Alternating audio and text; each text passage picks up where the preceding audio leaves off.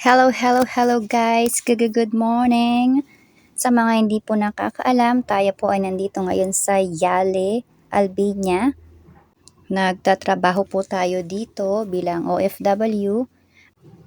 Ako po ay isang room attendant dito sa Folly Marine. Bali, ang harap po ng mga rooms dito ay beach na talaga. At ang dinadayo ng mga tao ay yung mismong beach kasi nga po napaka clear ng tubig.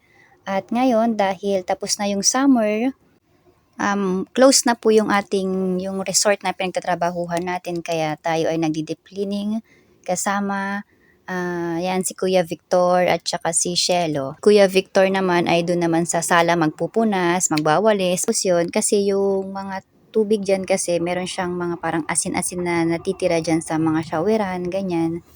Kaya kailangan natin siyang babaran ng chemical. Tapos kukuskusin mo siya o ibabrush para matanggal talaga.